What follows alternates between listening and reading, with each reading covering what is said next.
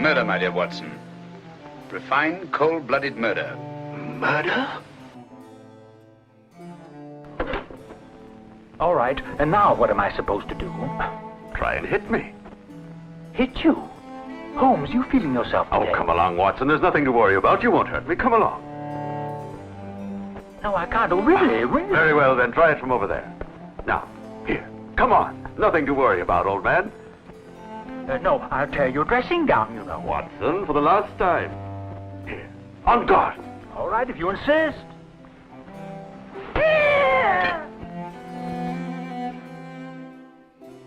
The only way is to catch him red-handed, to catch him in such a way that there's no escape, no alibi. Who are ye? I'm Sherlock Holmes. Sherlock Holmes, the detective? Yes, and now perhaps you realize why I can't be hoodwinked. Oh, sir, that changes everything. Now, who are you? Quick! Well, in that case, sir, my name must be Watson.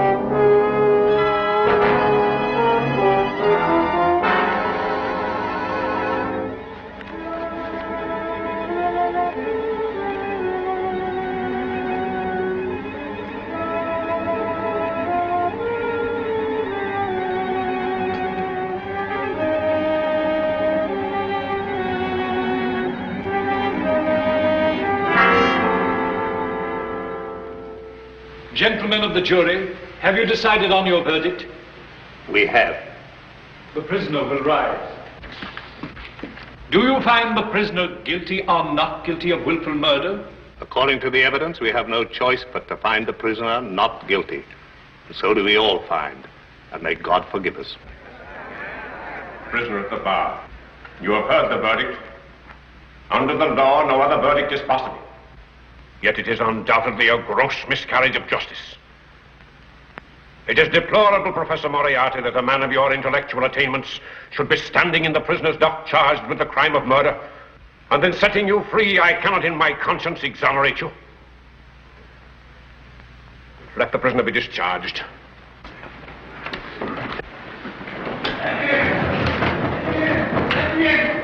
Lord! Milord, I have important new evidence. You come too late, Mr. Holmes. The prisoner has been discharged. But, milord, you can't let Moriarty go free. He killed Lorraine. I can prove it. I can destroy his alibi. That alibi has been established by 300 fellows of the Royal Society. Your Lordship, my client has been acquitted. He cannot be tried twice on the same charge.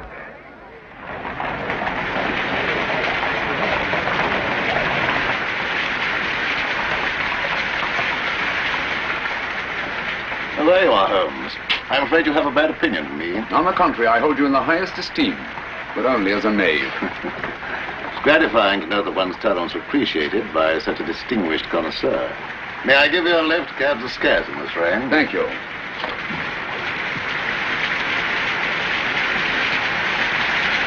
.221 Baker Street, first. Very good, sir. After you, my dear Holmes. By no means. I prefer that you precede me at all times. What a creature of habit you are.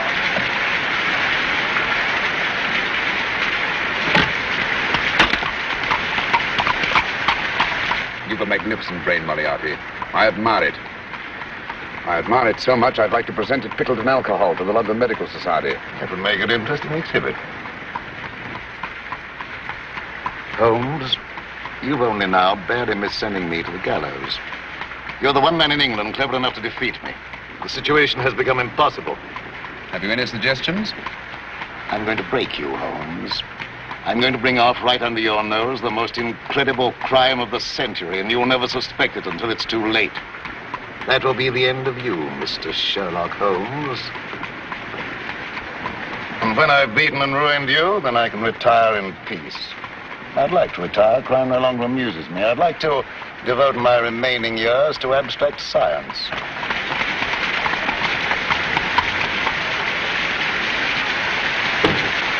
Well, here we are at my lodgings.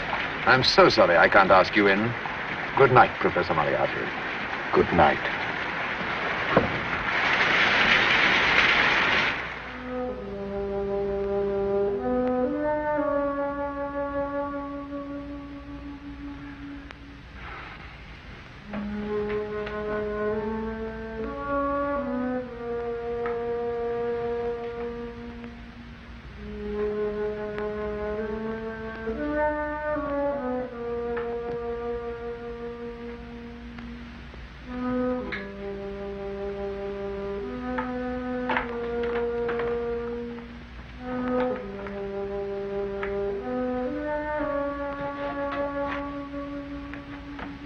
I was just coming in when you rang, sir. Oh, there you are, Dawes. Mr. Bassett is here, sir. I'll see him at once. Come to me as soon as he's gone, Dawes. There's something I want to say to you. Yes, sir.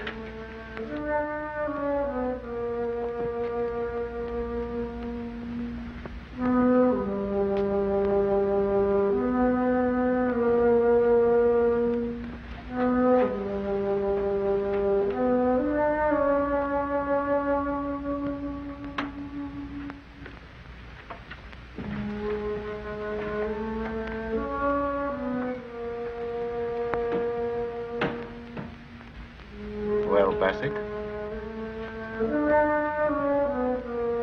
Don't that bloke never stop? That music gives me the creeps. Does it, Bassett? I rather like it. I want you to post that letter in the box at Portland Square just a few minutes before 12. Then drive directly to your lodgings by way of Oxford Circus. Wait there till I send for you. That's all. First, I want to know what I'm a-getting into.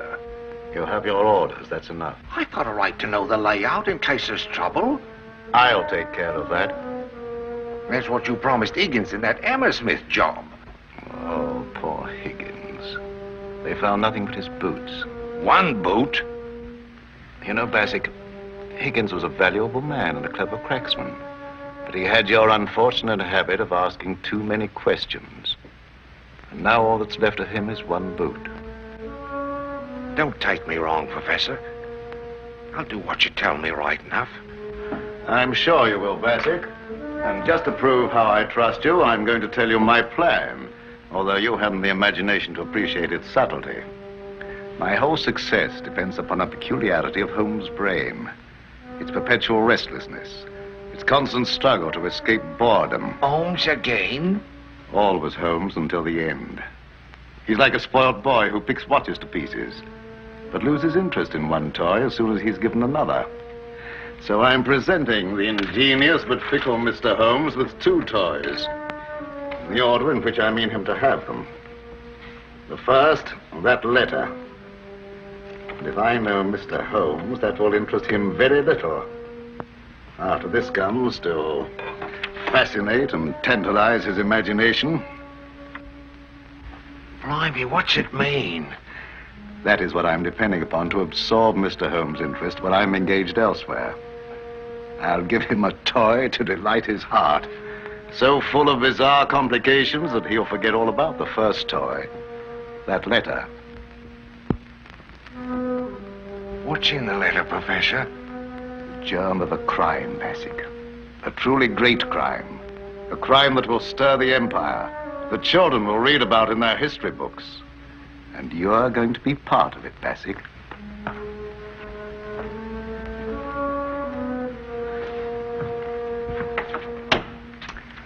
Off with you now.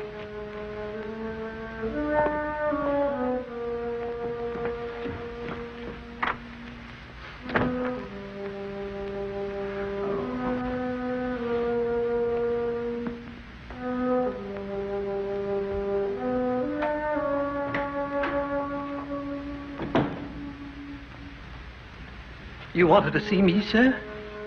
I'm away for a few weeks, Dawes, and I come back to find my anthurium magenta, my incomparable anthurium magenta, withered, ruined. I can't understand it, sir. I took good care of all the plants. Did you water them? Every day, sir, just as you told me, sir. Then how does it happen that I find a spider's web spun across the spout of the watering can? Well, that can happen overnight, sir. Overnight, huh? Then you didn't water them today. There's been so much to do, sir, preparing for your coming back and all... Nothing is as important as the care of my flowers.